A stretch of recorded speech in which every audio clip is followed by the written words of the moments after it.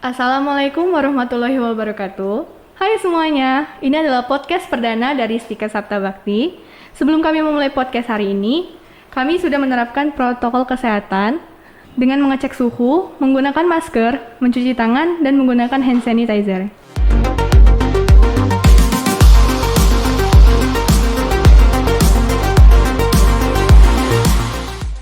Baiklah, kita sudah kedatangan tamu yang sangat inspiratif dan sangat milenial, yaitu ada kakak-kakak yang cantik dan yang ganteng. Ada Kak Ariska, hai Kak Ariska. Dan ada Kak Steven Carlos, hai Kak. Ya, halo semuanya. Wah, keren ya kakak-kakaknya ya, udah ganteng, pinter. Terima kasih, cantik Kak. juga ya. Terima kasih. Baiklah, tadi kan kita udah kenalan tuh sama kakak-kakaknya. Kalau boleh tahu, dari pakaiannya nih kayaknya beda ya, satu warna hijau, yang satu warna putih. Kalau Kak Ariska, kalau boleh tahu dari mana sih, jurusan apa? Kalau saya sendiri itu jurusan Diploma 3 Rekam Medis dan Informasi Kesehatan. Kalau Kak Steven? Kalau saya dari D3 Keperawatan. D3 Keperawatan. Boleh dijelasin dikit nggak kenapa sih milih rekam medis, apa tadi? D3 Rekam Medis dan D3 Keperawatan. Dari Kak Steven Carlos dulu mungkin. Oke, awalnya saya memilih D3 Keperawatan untuk di kampus Stika Sabta Bakti ini sendiri. Pada saat itu saya mau yang cuma kenalnya itu ada dua prodi, perawat dan bidan. Dan untuk D3 Rekam Medis dan S1 Rekam Medis itu saya tidak tahu sama sekali. Itu arahnya mau kemana? Ini profesi apa? Udah itu terus itu yang buat saya bimbang Jadi untuk belum mengambil tahu ya? jurusan prodi itu. Jadi saya tombol keperawatan. Kan juga nggak mungkin saya masuk ke bidanan, kan itu kelainan setara gender. Jadi gitu. Bapak bidan ya? Iya, jadi bapak Kalau bidan. Kak Ariska? Itu kalau saya sendiri mungkin jurusan ini masih baru ya, terbaru. Jadi buruan gitu. Dan juga fasilitas pelayanan kesehatan itu sangat dibutuhkan sekarang di profesi rekam medis ini. Gitu. Jadi Kak Ariska milih rekam medis karena jarang atau langka ya? Iya, betul banget. Kalau Kak Hoten sendiri karena nggak tahu. Iya, karena nggak tahu. Oh, oke nih. Jadi kalian milih ini dari SMP, SMA atau memang pengen ambil kuliah kesehatan atau sebelumnya memang nggak mau atau pilih jalan lain gitu, Kak? Bisa dijelasin dari Kak Ariska? Kalau saya sendiri ya untuk rekam medis ini kan baru juga kenal waktu sebelum masuk kuliah. Ya kalau dari SMA bukan ini sih tujuan sebenarnya. SMA itu tujuannya sih kalau dulu mau ngambil psikologi, teknik sipil sama farmasi. Wah, banyak ya, Kak ya? Karena nggak mencapai ya udah ada juga kan ditawarin sama keluarga ngambil kesehatan aja gitu kan. Dan saya itu orangnya nggak terlalu bisa ngurus pasien gitu ataupun lihat orang sakit tuh nggak berani gitu kan. Nggak bisa terjun langsung ke pasien ya, Kak ya? Iya, kayak diri tuh juga ada waktu kecil tuh kayak ceroboh-ceroboh gitu masih ada, jadi takut aja gitu ngambil profesi yang nggak berkaitan terlalu kayak ceroboh-ceroboh gitu, Kak. Kalau Kak Steven? Oke, kalau Kenapa saya nih? sendiri pada saat saya masih di bangku SMA atau bangku sekolah, saya nggak kepikiran sama sekali yang namanya mau masuk ke ranah ya kesehatan ini. Wih, kenapa tuh? Ya, karena apa? Karena saya Apa dari karena Kak Steven ada wajah-wajah abdi negara mungkin kan? Nah, itu insya Allah kan. Tetapi bukan seperti itu. Saya mendapatkan pernyataan atau stigma negatif yang saya akumulasikan dari teman-teman saya yang menganggap atau yang berasumsi gini, pekerjaan kesehatan itu capek loh.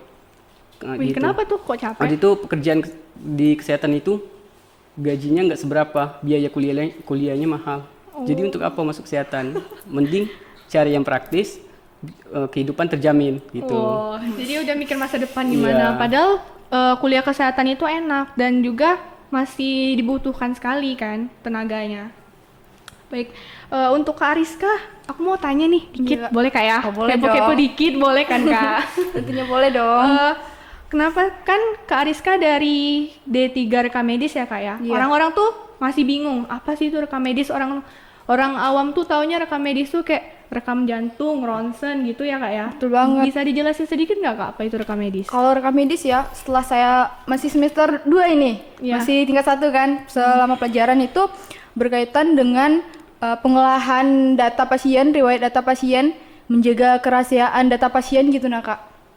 Ada suatu tugas dari rekam medis sendiri yang saya pengen mencapainya, jadi seorang coder gitu. Itu coding penyakit. Kalau coding itu nggak semesta kayak teknik informatika di komputer, bukan hanya itu. Ternyata di penyakit itu juga ada untuk pengodingan kayak gitu, Kak. Wih, keren ya Kak ya. Keren banget. Rekam medis dong. Kalau Kak Steven sendiri kenapa tuh milih perawat?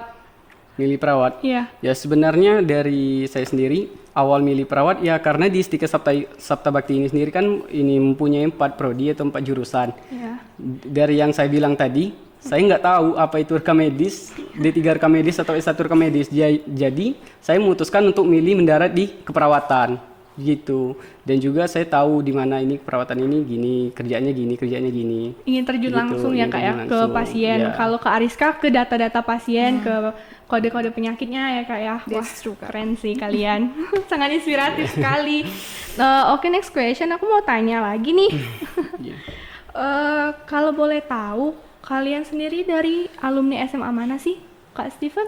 Kalau saya dari alumni SMA Negeri 1 Kota Bengkulu, tepatnya di Lempuing. Wih, anak ini ya, pesisir. Iya. Pesisir iya, pantai. Dekat pantai, Anak, dekat pantai. oh, anak senja bukan Kak? Iya.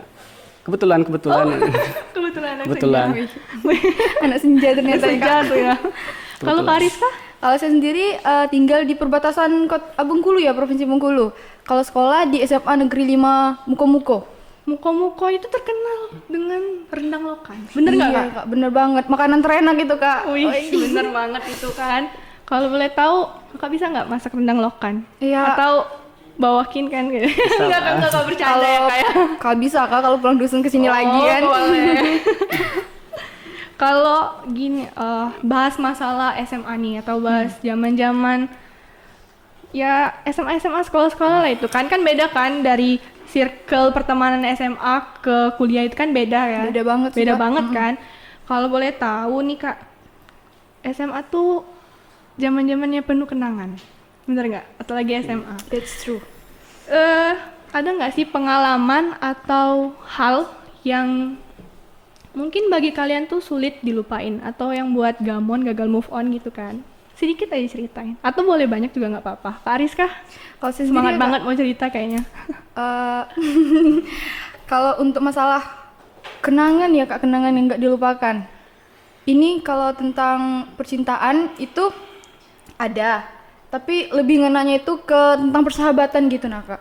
Oh, persahabatan ya. Kalau contohnya gimana? Contohnya gimana? Gini, Kak. Kan ini tema kita tuh kan tentang cinta dan cita-cita. Mungkin ada persahabatan juga kayak atau orang spesial. Mungkin bisa jelasin dikit Kak. Ya gimana? Kalau masalah cinta, kita nggak semestinya cinta kepada lawan jenis, nggak semua kan, Kak? Pasti Iya. juga ada cinta kayak cinta persahabatan gitu. Saya tuh waktu SMA pas kelas 2 itu pernah punya circle 5 orang gitu, Kak, circle-nya. Oh, geng-geng ya. Iya, geng gitu kan. Itu sih dari awal kelas 1 SMA ya. Di kelas 2 itu gimana ya? Orang itu kayak agak misah gitu waktu itu, Kak. Agak misah kan berempat. Pas main juga tuh, masih main. Nggak taunya ada suatu ketika, sewaktu-waktu mereka tuh ngomong, salah satu dari mereka sih, Kak, ngomong sama saya, kamu tahu nggak ini. Di dalam grup itu kayak gini. Oh, di dalam grup ada grup lagi gitu. Baru kan? sadar, Kak. Jadi satu orang itu kayak teli-teli apa, Kak? Kayak Ya gitulah ya pokoknya. gitu lah pokoknya ya. Jadi dia keceplosan gitu, nah, Kak. Ya semenjak saat itu sih ya kalau soal circle pertemanan itu kurang percaya aja gitu. Sampai kuliah juga seperti itu sih. Jadi nemu yang sekarang kayak ini gitu. kayak bukan jaga jarak sih, lebih ke waspada sama orang. Kalau Kak Steven punya nggak? Ya, Atau tentu. circle pertemanan atau geng Ya dari itu punya kan? dong. Kalau kita berbicara terkait masalah SMA di bangku SMA, tentu kita mempunyai pengalaman atau kenang-kenangan. Yang saya ingat sih semenjak saya di bangku SMA, yang saya ingat itu cuman kegagalan, Kak. 90% kegagalan dan 10%-nya lagi itu tentang kesenangan saya ke teman-teman. Kalau kita berbicara tentang SMA, anak-anak SMA itu kan awalnya kita berapi-api. Wis. Berapi-api itu kan. Kita mau mencari jati diri. Cak manu dak, gimana rasanya Iya. kita mau yang namanya anak muda itu gimana? gitu. Pasti kita mencari itu kalau kita menduduki bangku SMA. Saya gagal 90%, ini saya ingat. Enggak seperti teman saya yang lain take action, bertanya, berdebat gitu kan sama guru, berantem sama teman dalam artian bertukar pikiran gitu. Kalau saya enggak, saya dicap anak bandel kalau di kelas. Oh, jadi Dicap anak bandel ya. Oh, kalau kata orang Bengkulu atau kata orang Sumatera tuh nak beladasnya beda. Iya. Oh. Ya gitulah. Pokoknya kalau saya pada saat itu saya semester 1 mau semester 2 itu merah 3. Wih. Iya, semester 2 mau naik ke kelas 2 itu dicap hampir nggak naik karena dicap anak bandel tadi. Anak bandel tadi sama teman-teman saya, begitupun juga dengan organisasi yang saya ikuti. Pada saat itu OSIS, saya dicap gagal karena saya keluar karena mau cari jati diri. Oh, Gimana mencari sih? jati diri. Ya, gimana sih rasanya anak muda itu gimana? Itu saya dicap gagal dan juga saya sempat mengecewakan pelatih renang saya di SMA. Wih, kenapa tuh, itu. Kak? Pada saat itu saya diamanahkan atau disuruh untuk mengikuti Olimpiade Olahraga O2SN pada saat itu. Besoknya itu lomba dan hari ini seleksi. Pada hari ini saya nggak datang karena alasan tadi duduk tongkrongan, pengaruh dari eksternal gitu. Pengaruh dari Iya, pertemanan juga Kak tapi dari kegagalan-kegagalan yang saya lakukan di SMA itu menjadi sebuah alat yang luar biasa untuk saya ke depannya gitu. Jadi kegagalan itu tersebut merupakan bukan sebuah gini Kak, kalau banyak dari kebanyakan orang menganggap bahwasanya konotasi dari kegagalan tersebut adalah akhir dari segala-galanya. Iya. Tapi kalau menurut saya itu enggak. Kegagalan tersebut enggak ada sebenarnya. Kegagalan tersebut adalah keberhasilan yang tertunda gitu. Waduh. Jadi kegagalan tersebut bisa menjadi suatu bahan pembelajaran untuk kita lebih baik ke depannya gitu Wih, Kak. mantep banget nih dari kata Kak Steven. Bahas masalah sekolah, pertemanan. Ini kan tadi kan udah dibahas juga ya, pertemanan di lingkungan sekolah sama perkuliahan itu beda. Beda banget, Kak. Keras Kak ya. Keras sekali. Di SMA itu kan kita masih sama orang tua tuh. Nah, di kuliah ini kan kita ngerantau. Ya nggak sih? Iya, Kak. Kalau saya anak rantauan, Kak. Anak rantauan. Jadi kalau dibilang sekarang nih jarang ketemu orang tua atau masih bertemu atau tinggal sama orang tua? Kalau saya sendiri, Kak, saya kan anak rantauan. Iya. Jadi palingan kalau pulang ke kampung itu waktu libur cuti. Cutinya kayak kemarin pas lebaran kemarin. Iya. Cuman waktu itu dari awal masuk Anak ke kampus kesehatan jarang juga ya libur, jarang Kak, ya? libur. Jadi jarang juga berkunjung. Palingan kalau untuk komunikasi ya lewat telepon gitu, Kak. VC Video Kak, call ya? juga. Kalau Kak Steven sendiri? Kalau saya kebetulan tinggal sama orang tua ya. Oh, tinggal Pada sama saat orang itu tua. sebenarnya sempat sih mau merantau. Oh, ngerantau. Dan saya juga sempat diterima di salah satu politeknik kelapa sawit yang ada di Bekasi pada saat itu. Tapi saya belum cukup mental kayak gitu. Mau masih sama orang tua. Tapi pada saat saya kuliah di tempat orang tua sendiri, tempat saya tanah lahir saya sendiri, malahan berpikiran seperti ini. Oh, gimana ya rasanya mau jadi anak rantau? Gimana rasanya anak rantau itu gimana? Sengsaranya atau suka dukanya gimana gitu. Jadi sekarang sih Kak, misalnya kalau jauh dari orang tua. Kalau Kak Steven kan masih tinggal sama orang tua Kak ya. Orang tua. Jadi kurang dapet tuh, masih sama orang tua nih. Iya. Tapi masih belajar mandiri nih atau udah mau mandiri Ya kalau belajar mandiri pastilah kan kita juga udah masuki bangku pendidikan yang lebih tinggi. Kalau mandiri tentu, tapi kalau untuk merasakan suka dukanya anak kosan itu belum pernah. Tapi sekarang kalau mau mencoba suka dukanya anak kosan ya ikut tinggal sama mereka. Jadi sering juga kadang tuh nggak balik dari kosan teman. Karena, izin tapi Kak ya? Tapi izin lah. Izin. Izin. Tapi mau merasain suka dukanya itu gimana gitu. Oh. Tapi kalau menurut saya sih, Kak, beda sih. Walaupun gitu kan, soalnya saya itu dari dulu waktu SD, tamat SD itu bener-bener pengen jadi anak rantauan gitu. Memang dari SD. Memang dari SD. Aku harus jadi anak rantauan nih. Kemarin tuh kan waktu mau masuk SMP tuh rencana mau masuk pesantren, tapi nggak bisa-bisa. Jadi anak rantauan itu nggak bisa-bisa dari dulu sampai sekarang. Enggak taunya pas jadi anak rantauan 2 bulan aja rindu banget Kak di rumah, beneran. Itu emang bener-bener rindu banget itu gitu. pengakuan atau dilema dari anak-anak kosan itu seperti itu kalau awal-awal. Jadi nggak sih misalnya sering overthinking nggak? Misalnya tiap malam, aduh biasanya sama ibu curhat kan, tidur berdua biasanya. Nah atau ini malaman tuh kayak overthinking, mikirin apa ya kayaknya. Bener-bener sih Kak dilema, soalnya itu kan rindu banget kan, biasanya kita di rumah Iya. main sama adek gitu. Jadi pas kosan tuh sendirian, main sama teman-teman juga nggak terlalu sering. Gimana lah ya main sendirian? aduh sedih lah pokoknya. Tapi Gak apa sebagai sih anak Kak, kalau mau nangis mau ungkapin, siapa tahu kan orang tua di rumah nonton jadi hai ma aku mau ngomong sesuatu gitu. Gak apa-apa sih, ungkapin aja sih Kak. Tapi kalau saya sendiri sih ya, walaupun sedih-sedih gitu, kalau menunjukkan kalau saya sedih gitu, nanti orang tua di rumah juga sedih gitu Kak. Jadi ya nggak usah lah, kita harus menampilkan diri kita strong gitu kan. Oh jadi strong woman gitu ya. Iya Kak. Udah bahas orang tua, sedihnya juga aduh sedih Nyampe ya sih Kak, masuk sih Kak. Sumpah masuk sih Kak, aduh. sedih sih ya, jadi ditahan. Sebenarnya nggak apa-apa sih, mau diungkapin juga nggak apa-apa, nggak masalah. Siapa tahu ibu lihat di rumah kan. Kadang tuh juga ada orang yang kurang bersyukur kayak masih udah dikuliahin, orang tua banting tulang kerja, tapi anaknya malah bandel gitu loh. Kadang sedih nggak sih kalian kalau lihat kayak gitu? Ya kalau menurut saya sendiri ya itu merupakan suatu paling hina di dunia ini ya. Karena apa? Karena mereka tidak tahu perjuangan cinta ibu mereka, orang tua mereka terhadap mereka. Apa yang mereka dedikasikan terhadap anak mereka, malahan anak mereka menyia-nyiakan apa yang perjuangan mereka tersebut. Seperti jadi rasanya tuh kayak ngapain sih gitu kan? Kadang orang tua kan memang dia mendedikasikan dirinya untuk kita sendiri, untuk berkuliah. Ini nak, ini apa yang kamu mau silahkan, apa yang kamu mau tinggal omong kadang gitu kan. Tapi kitanya sendiri atau orang per individunya sendiri yang menganggap itu ya suatu kesempatan, jadi dimanfaatin gitu. Sampai istilahnya kurang bersyukur lah kayak. Kurang bersyukur, sedih lah kalau ngelihat mahasiswa atau teman kayak gitu. Sampai ada yang ya gitulah kurang bersyukur, mau nuntut harus ini harus itu, harus sama kayak teman-temannya. Padahal kan tinggal kuliah yang bener gitu loh, kan nggak nyusahin orang tua ya Kak ya. Benar sekali. Kak Rizka masih sedih Kak? Mendalam banget Kak. Mendalam banget, soalnya ngena banget gitu Kak. Jangan sedih-sedih Kak, kan strong woman. Strong kan? woman. Ya, jadi strong woman. Bahas masalah orang tua ini udah. Kalau boleh tahu organisasi, nih pasti kan jangan jadi mahasiswa yang kupu-kupu atau mahasiswa yang datang pergi kerjakan lupakan pulang ke kosan makan tuh kan. Kalau boleh tahu anak mahasiswa itu kan harus aktif, ya nggak? Aktif, harus ikut organisasi, perlombaan dan ini itu. Kalau dari Kak Ariska atau Kak Steven sendiri ada nggak ikut organisasi di kampus?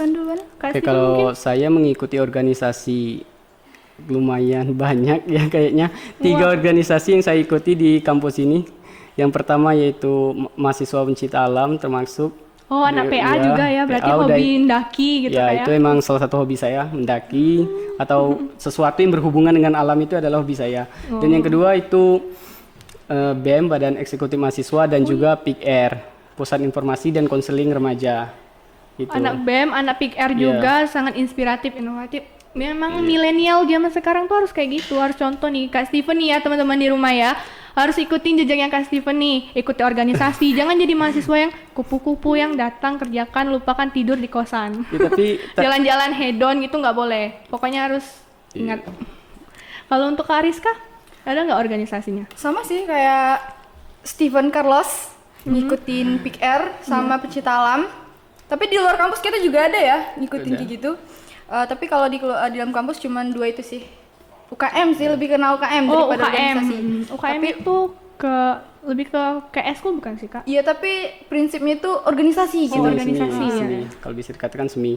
Tapi untuk teman-teman jangan diikutin semua ya, kalau nggak sanggup ya keteledoran nanti kan, walaupun kita banyak mengikuti organisasi, tetapi yang sesungguhnya suatu menjadi yang nantinya akan menjadi kompetensi kita itu terkeledor atau terlalai nanti gitu, tinggal fokus gitu. ke organisasi, fokus ke UKM, nanti nilai akademiknya turun ya kan, harus balance lah, harus seimbang. Jadi harus diseimbangi gitu teman-teman. Nah, wah pokoknya sangat inspiratif sekali sih kalian. Kalau di Sapta sendiri, kalian ada nggak sih menghasilkan prestasi atau membawa nama Sapta Bakti itu ke jenjang luar atau nasional buat bangga gitu loh, buat bangga kampus. Oh ini loh, aku dari mahasiswa Stika Sapta Bakti nunjukin bahwa Sapta Bakti itu banyak anak yang berprestasi. Itu ada nggak? Kalian atau mungkin dari Kak Ariska? Kalau saya sendiri sama sih kayak Stephen Carlos juga, ikut di organisasi luar tadi. Kalau boleh Kayak tahu apa tuh, Kak? perlombaan Duta Genre Kota Bengkulu. Wow, luar biasa. Duta Genre Kota Bengkulu tahun 2021. Wih, keren nih. Tepuk tangan dulu dong. Tapi nggak kalah keren dong Kak. Ini nggak masuk 3 besar. Kalau saya masih 10 besar. Ini Iya. masuk 3 besar, mau masuk ke Ya rencananya mau Provinsi. insya Allah ke provinsi. Oh, nyambung ke lanjut. provinsi lagi. Ya. Jadi yang Duta Genre ini tingkat kota. Ya. Wah, keren. Pasti sering jadi ke tempat konsultasi teman-temannya kalau teman-teman galau atau yang lain ya, Kak ya. Nah, bisa lah sedikit-sedikit. Sharing dong, Kak. Gimana sih biar bisa jadi Duta Genre biar berani gitu loh. Oh kalau Atau sedikit, pengalamannya. oke, kalau sedikit cerita kembali ke saya kemarin. Iya. Saya ini sebenarnya dikenal emang orangnya agak tertutup atau Introvert, tidak, Kak, ya? introvert atau tidak kepercayaan dirinya Dirinya. rendah. nggak pede ya, Ketemu Nggak orang pede. banyak itu Malu-malu langsung kucing, Kak, ya? malu-malu, langsung getar gitu.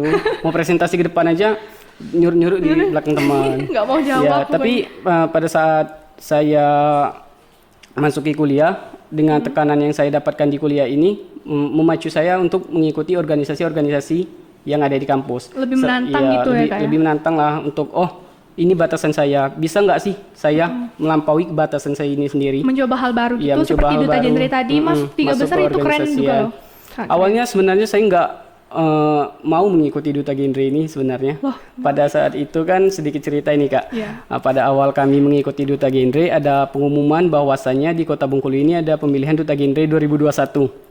Nah, pada saat itu kami kebetulan lagi kumpul sama pembina. Jadi pada saat itu pembina memutuskan gini, untuk kalian semua yang ada di sini harus mengikuti ajang Duta Genre Kota Bengkulu. Jadi teman-teman termasuk saya ya kaget kan, kami semua itu nggak bagus di bidang public speaking atau yang lain-lainnya kan. Tapi kata pembina kami, itulah tempat kamu mencoba melampaui batasan. Iya. Jadi saya ikuti, malahan sempat untuk pengurusan persyaratannya sendiri itu diurus sama pembina kami. Jadi kami tinggal mengikuti aja. Saking alurnya. keparahnya kan, saking Bingung keinginnya. mau ngapain ke depannya. Bingung mau ngapain. Duta Genre, orang tahu kan kalau Iya. acara duta-duta itu kan harus tinggi, pintar, Iya. putih. Padahal kan yang dilampaui kan public speakingnya Iya. gimana, terus juga wawasannya ke depannya itu kan. Ya, Tapi keren loh, Kak. pokoknya saya pada saat mau mengikuti Duta Genre itu kalau dalam artian kasarnya dipaksa lah kan. Dipaksa lah, kamu harus maju, harus Didorong dulu ya, mewakili. Kak, ya. Harus kamu pasti Iya, bisa. harus maju, harus mewakili Sabta Bakti. Kalau enggak, awas kamu gitu. Iya, tapi ya buktinya Ya, ada kayak ini. Tapi alhamdulillah dengan saya melakukan dengan pembinaan atau latihan-latihan terus, alhamdulillah saya terpilih atau dia manahi menjadi Duta Genre Kota Bengkulu 3 atau juara 3 pada saat itu. Keren. Itu juga pada saat itu merupakan titik saya mengubah mindset diri saya bahwasanya suatu paksaan itu tidak selalu berakhir buruk. Gitu. Apalagi untuk kepentingan diri kita sendiri. Gitu, Kak. Wih, keren banget Kak Steven ya. Pokoknya kalau orang dipaksa tuh belum tentu berakhir Iya. buruk. Pasti kamu Belum tentu. bisa. Yang penting keyakinan dulu dalam diri Keyakinan. kayak, aku pasti bisa ngambil Iya. apa yang aku mau. Kalau Kak Ariska? berkaitan dengan genre ini tadi Kak? Iya. Dari dilihat Kak Ariska ini orangnya pintar debat gitu loh. Kayaknya ini jawaban aku tuh bisa dijelasin dikit Kak? Mungkin pandangan Kakak seperti itu ya. Ya, Kalau dari saya sendiri itu kalau ikut Duta Genre itu sebenarnya awalnya nggak tahu Kak ada Duta Genre ini. Oh, Itu tahu cerita dari Stephen Carlos juga Kak. oh Ya, jadi kebetulan. Stephen Carlos juga ngasih pengaruh, ada Duta Genre ini. Iya, Coba dia ikut. cerita-cerita gitu. Jadi ada juga kan dukungan dari kampus juga Kak kemarin tuh. Ya udah ikut juga kan. Awalnya sih agak coba-coba karena untuk menjadi Pick R itu juga baru kan. Tapi waktu SMA juga pernah ikut Pick R. Palingan agak sebulan 2 bulan gitu Kak waktu SMA. Iya, Baru masuk kuliah ditawarkan, bukan ditawar, diceritakan kan. diceritakan. Nah, jadi pengen juga coba-coba ikut. Ya, alhamdulillah sih masuk juga 10 besar. Yang ini karena keterpaksaan sama iseng-iseng tuh kan. Tapi sebenarnya itu juga kemampuan dari diri kita sendiri sih Kak ya. Bisa atau enggaknya kita melampaui batasan yang ada di diri kita. Yang kata Kak Steven tadi, yang awalnya kita tuh nggak bisa, sebenarnya kita tuh bisa, kita mampu. Cuma diri kitanya aja sendiri mau apa enggak Ya, maju. benar-benar. Nggak mungkin kan kita stuck aja atau jalan tempat nggak maju-maju gitu Kak ya. Benar sih Kak.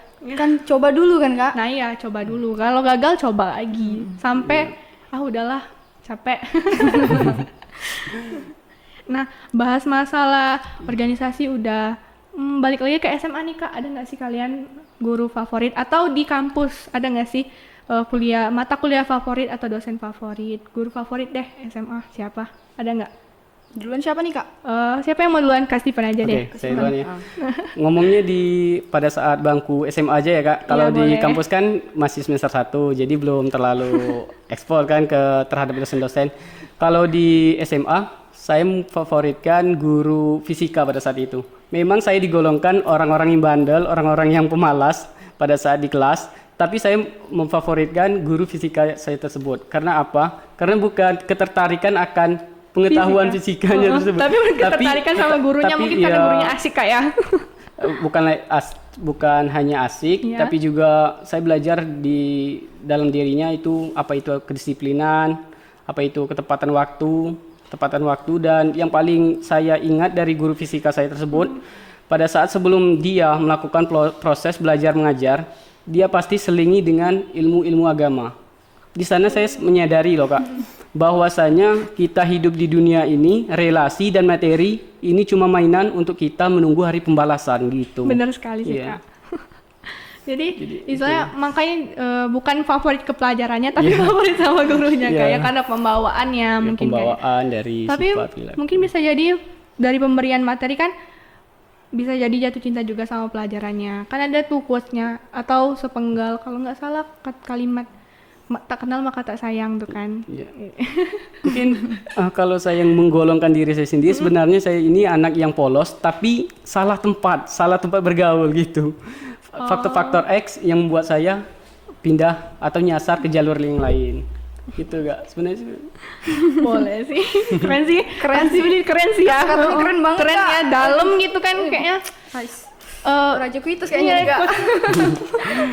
Kalau Kak Ariska sendiri gimana? Kalau di SMA, kalau dikata guru terfavorit, nggak hanya satu sih Kak, tapi yang paling ngena banget itu namanya Bunda Sri, guru matematika. Cara ngajarnya itu nggak berpatokan sama buku. Dia merangkum buku itu supaya menjadi rumus yang lebih simple, biar siswa itu paham gitu. Rumusnya itu bener-bener kita tinggal apa yang dituangkan ke sana, kita belajar ke sana, kita dapet gitu Kak. Kadang kan belajar Matematika tuh biasanya orang tuh berat, apa sih matematika? apalagi X tambah Y tambah Z. matematika peminatan Kak, itu kan lebih gimana ya, lebih susah daripada matematika umum kan. Tapi kalau cara Bunda itu ngajar, itu benar-benar rumusnya itu sudah tertata, nggak lagi kita pikirkan ini rumusnya gimana sih gitu kan. Kan kadang ada matematika tuh yang soal cerita gitu panjang lebar, nanti ujung-ujungnya yang jawabannya simple gitu. Itu sih kalau untuk Bunda Sri. I love you Bunda. Kalau pembelajaran di Sabta sendiri gimana Kak? Ada nggak yang buat ketertarikan? Mungkin salah satu mata kuliahnya aku harus bisa, walaupun pertama awalnya kenal, aduh sulit ini apa ini kan, tiba-tiba terus jatuh cinta ke mata kuliahnya. Terus sistem pembelajarannya gimana Kak? Kak Ariska mungkin? Kalau saya sendiri pelajaran yang saya sukai ya itu lebih ke kodifikasi. Kodifikasi? Apa tuh? Baru denger nih kodifikasi. Kode-kodan sama doi itu bukan? Oh, beda lagi dong Kak. Ini tuh kalau judul umumnya Kak kodifikasi. Tapi kalau di awal pembagiannya itu ada 3 Kak. Terminologi kayak pelajaran terminologi medis, anatomi fisiologi sama KK.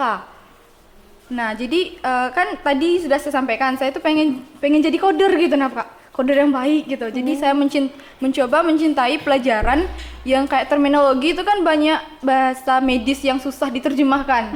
Walaupun susah mencoba.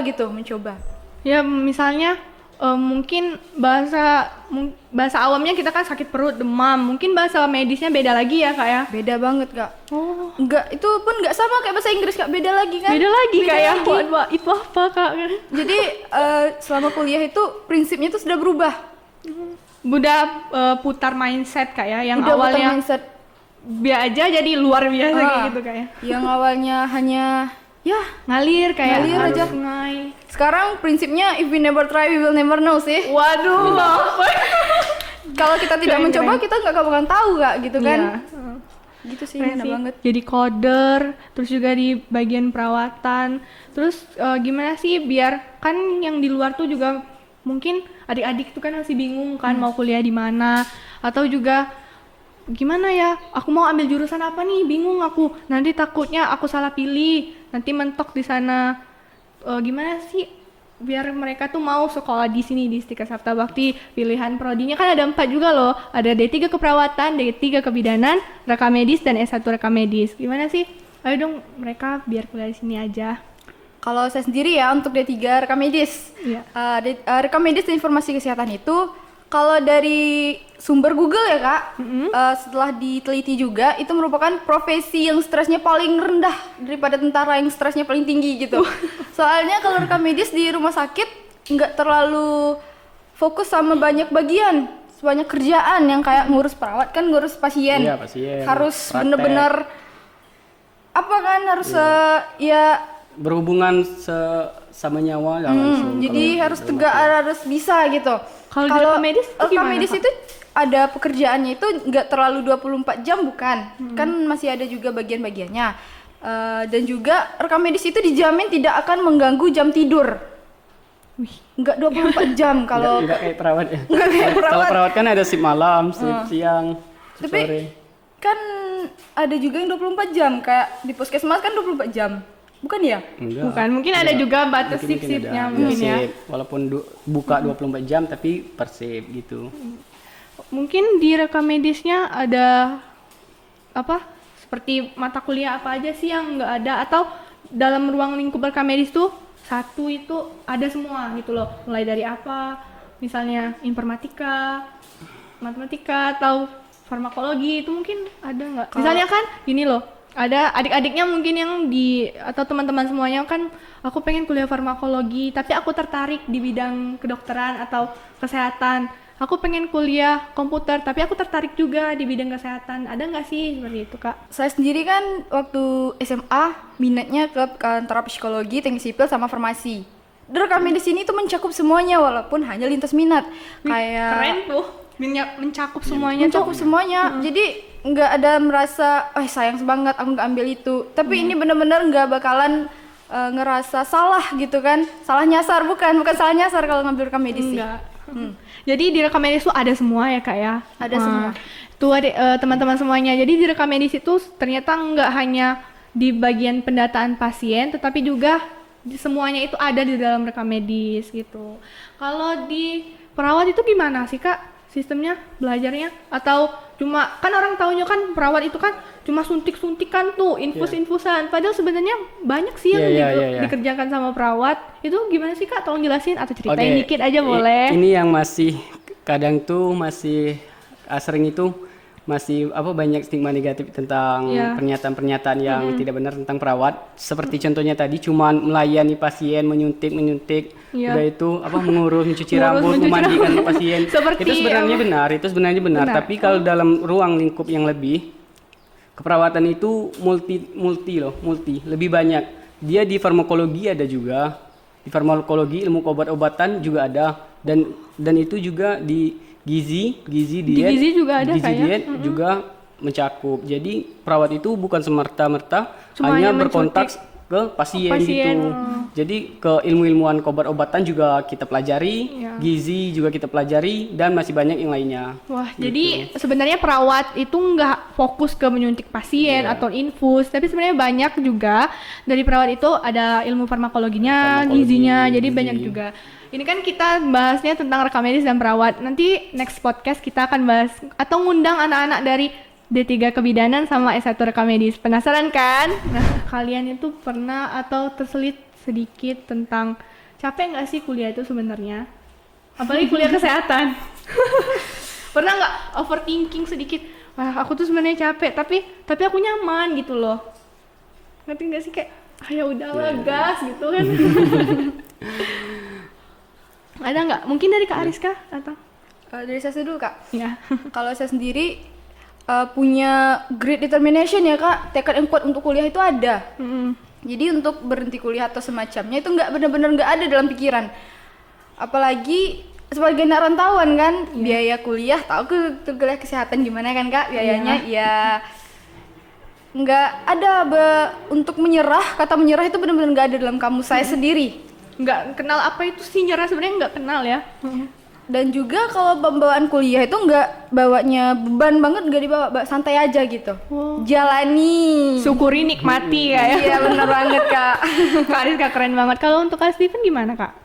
Sempat sih ada capek pastilah kalau kita berbicara tentang tenaga kesehatan pasti pekerjaannya banyak, apalagi perawat belum lagi hafalan, praktek, semua tindakan harus sesuai dengan tapi prosedur. itu kan resikonya jadi mahasiswa kayak kalau mau maju, kalau mau jadi apa yang diimpikan harus terima resiko. Sebenarnya saya juga sempat berpikiran gini Kak dulu, mau pindah D3 rekam medis kayaknya seru gitu. Karena lihatnya kayaknya seru itu. Iya, dan belajar coding-coding seperti yang Ariska katakan tadi, bahwasanya rekam medis ini nggak ganggu jadwal jam tidur gitu, jadi tetap produktif.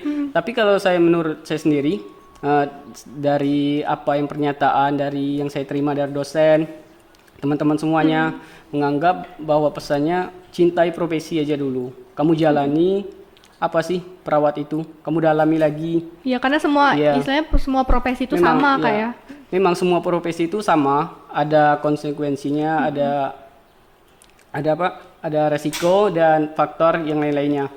Tapi juga saya sendiri menganggap ya udahlah, kalau ini emang udah jalannya, saya jalani aja dulu gitu.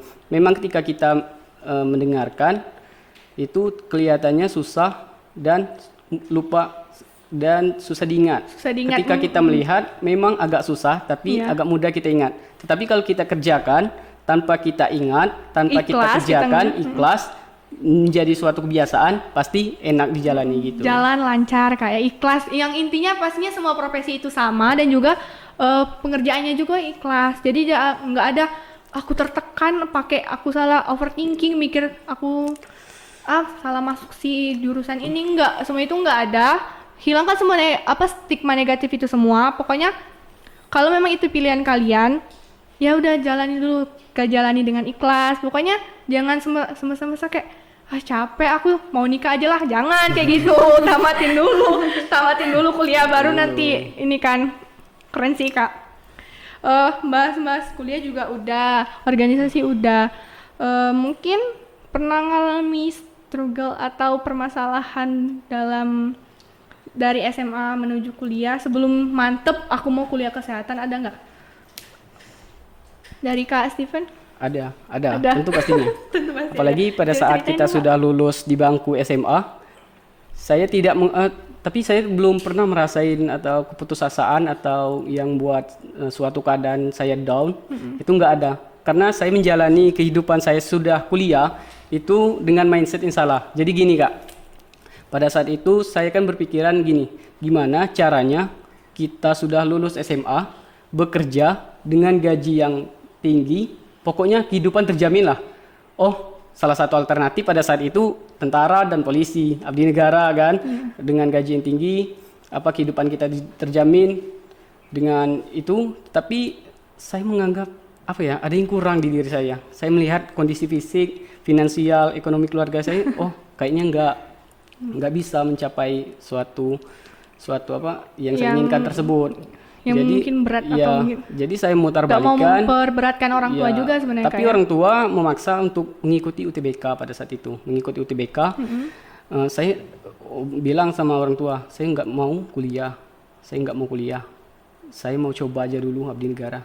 Yang lain ya? Ya, yang lain. Nggak usah katanya kan, nggak usah. Ngapain kamu ngikut itu? Kamu akan jadi buang-buang waktu aja. Mending kamu belajar, kamu capai UTBK kamu dan memilih jurusan yang kamu inginkan pada saat itu. Tapi ya udah, demi orang tua kan, saya bilang gini, oke, Bunda, saya ikut UTBK, apa yang Bunda katakan saya ikuti pada saat itu. Tapi dengan mindset yang salah lagi. Pada saat itu saya udah mendapatkan ridho orang tua loh ini. Berarti pada saat saya melakukan UTBK atau ujian pasti lulus karena udah ada ridho orang tua. Karena gitu. Semuanya itu harus ada ridho orang tua. Ikhlas juga ya kayak pastinya Kak. Pada saat itu saya datang, ya udah ngapain belajar lagi kan? Ini udah ada ridho orang tua loh. Jadi saya datang pada saat itu melakukan UTBK dengan catatan, dengan pemikiran, dengan mindset, ya udah, oh ini keberuntungan dan ridho orang tua udah di tangan saya, gitu. Jadi Tapi alhasil yang saya dapatkan justru sebaliknya, saya mendapatkan kegagalan pada saat itu, kegagalan. Jadi saya sempat stres itu kan, sempat stres pada saat itu, sempat stres kan, orang tua juga udah kecewa banget sama saya. Kok nggak lulus, padahal udah itu di mana Padahal suatu mungkin titik, ada beban yang sendiri di pundaknya kan. di mana di suatu titik saya stres, Rasa saya down. milih untuk bermain game online aja. Mungkin bisa. Ngilangin Kan stresnya sekarang di kan game lagi online, tenar-tenarnya gamer. game apa e-sport lagi naik kan, dengan gaji atau value dari pemain-pemainnya sampai miliaran.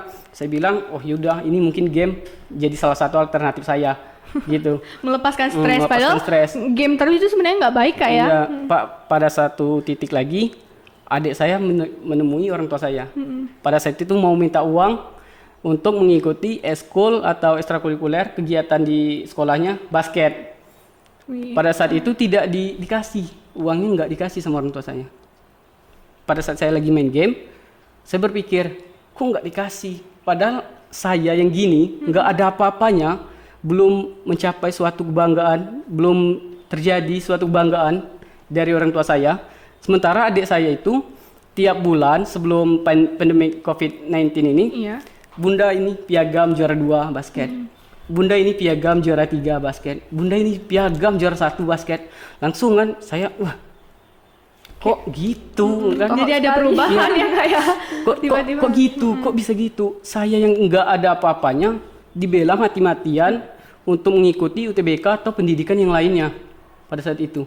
Sementara adik saya yang mengalami atau mencapai suatu prestasi kebanggaan yang menaiki derajat orang tua justru tidak mendapatkan apa yang dia mau.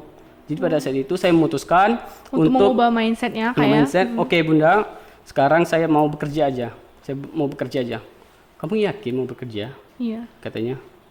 Ya udah, saya bilang, iya yakin. Dengan saya memberontak kan ke orang tua saya. Pokoknya saya mau fix kerja, bantu orang tua, mau lamar Indomaret. Di suatu ketika ada Di salah satu perusahaan. kakak saya datang. Kalau kamu mau kuliah, ada nih kesempatan satu lagi di Stika Sapta Bakti. Banyak. Ini kebetulan ada jalur beasiswanya, gitu. Orang tua saya langsung ngebet, cepat kamu Ambil, takut nanti diambil sama iya. orang lagi, Kamu ambil, karena- kamu selesaikan persyaratannya, kamu ikuti. Sembari kamu menunggu seleksi Indomaret yang kamu lakukan. Diseleksi salah Jadi satu. alhasil saya mengikuti orang tua saya, kata orang tua saya mengikuti apa yang saya kegagalan yang saya tadi terjadi. Saya mengikuti bekerja belajar dengan serius, seleksi banyak kan, kalau apalagi beasiswa lebih ketat. Iya. Jadi alhasil dengan usaha yang saya lakukan, saya lakukan bisa diterima. Kesempatan juga ada, jadi Ya, kesempatan jangan juga ditolak ada. gitu. Bertolak gitu. Dan alhasil alhamdulillah saya diterima di Stika Sapta Sampai Bakti sekarang dan sampai menciptakan sekarang. prestasi menjadi duta genre Ya, tahun alhamdulillah, 2021. Wih, keren banget sih Kak. Itu enggak nyangka banget sih Kak. Setelah kita membahas tentang kuliah di Stika Sapta Bakti juga permasalahan mulai dari jurusan prodi dan lain-lainnya itu kan banyak kan udah dijelasin juga sama kakak-kakaknya yang cantik-cantik yang ganteng ini juga, dari Kak Ariska dari prodi rekam medis ya Kak ya, Iya, dan benar Kak banget. Steven dari prodi D3 keperawatan. Kita balik lagi ke tema deh, boleh nggak? Boleh Boleh, dong. boleh dong. Kita balik lagi ke tema itu, kalian ada nggak sih, kan ini loh agak pembahasannya itu orang yang spesial, ada nggak sih dari SMA? Mungkin kalian mikirnya SMA tuh mau fokus dulu kan, sekolah bener-bener mau ngambil nanti kuliah, mau ambil apa gitu. Nah ini kan di perkuliahan pasti mikir, ada orang yang buat aku semangat nggak sih mau ngambil kuliah ini, atau sesuatu yang buat jadi motivasi lah bagi kalian, atau orang yang kalian suka. Mungkin bisa diceritain dikit. Kak Ariska, boleh dong ceritain dikit. Kalau Ada nggak saya nih? Kalau saya sendiri ya Kak, itu waktu awal masuk kuliah sih Kak, ngelihat orang yang agak berkarisma gitu orangnya. Jadi kayak, wah timbul dong semangat kuliah. Kayak seneng aja gitu deh lihat orang itu Kak. Walaupun karismanya itu nggak karisma yang oke-oke banget, bukan. Kalau dikata good looking itu juga enggak deh kayaknya. Nggak nih lu. Ya Allah. Tapi soalnya kita ngeliatnya kayak, Masya Allah, ini aku semangat nih, nggak salah pilih nih aku nih.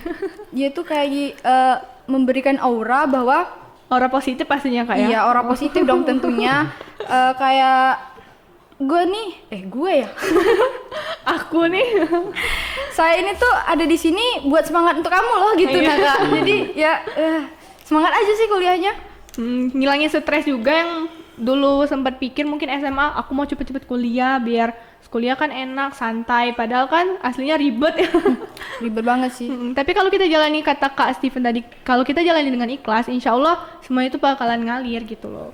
Ya ikut aja, jalani, yang penting ikhlas, itu intinya. Kak Steven ada nggak nih?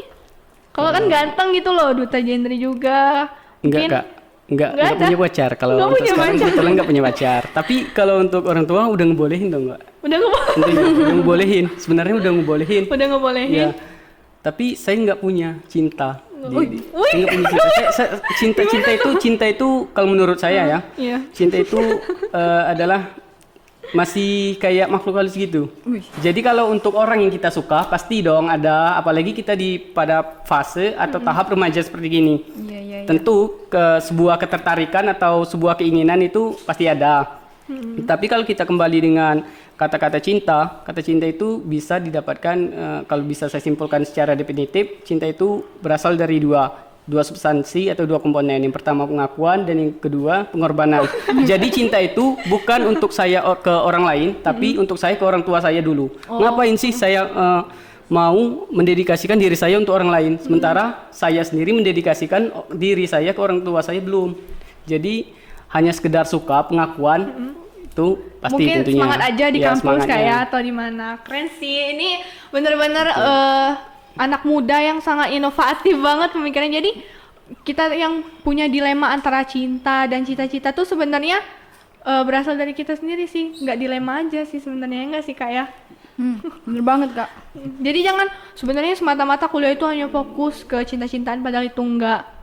Itu salah besar banget sih. Pokoknya kita harus fokus dulu ke masa depan, nanti yang lainnya ikut. Tapi kita harus fokus. Pokoknya jangan bahas cinta-cintaan dulu lah. Belajar dulu yang bener-bener, banggain dulu orang tua ya Kak ya. Ya. Bener banget, Banggain Kak. dulu yang Setuju orang banget tua. itu. Cintain dulu Jangan orang tua, cintain dulu orang cintain. tua, baru nanti cari pasangannya. Aduh, nggak terasa ya Kak ya. Kayaknya dari tadi kita bahas, banyak juga yang udah kita bahas, ketawa-tawa, hahaha sama teman-teman yang super keren, yang cantik-cantik ini. Mungkin sebelum penutupan, ada yang mau disampaikan lagi nggak Kak ke teman-teman mungkin? Dari Kak Steven, ada? Kalau dengan balik lagi ke tema kita, cinta dan cita-cita ya. Iya. Memang kalau kita berbicara cinta dan cita-cita, ada seketika orang yang kehilangan cinta demi cita-citanya. Dan begitupun sebaliknya, ada yang kehilangan cita-cita demi cintanya. Tapi kalau menurut saya, untuk mencapai suatu komponen yang kompleks, tentu dua-duanya ini harus berbarengan. Jadi kita mengejar cita-cita karena cinta tersebut. Baiklah semuanya, terima kasih sudah menonton podcast dari Sahabat Sakti. Dan juga jangan lupa nih, untuk nonton podcast selanjutnya jangan lupa like, subscribe, dan juga share ya ke teman-temannya. Ini banyak kisah inspiratif loh. Baiklah, see you next time. Makasih banyak loh Kak, Ya, udah makasih. nyempetin waktunya datang ke Sama-sama, sini. Kakak. Makasih juga kisah inspiratifnya dan cerita-ceritanya. Dadah semuanya, terima kasih. Jangan lupa Dah. ketemu di podcast selanjutnya. Dadah.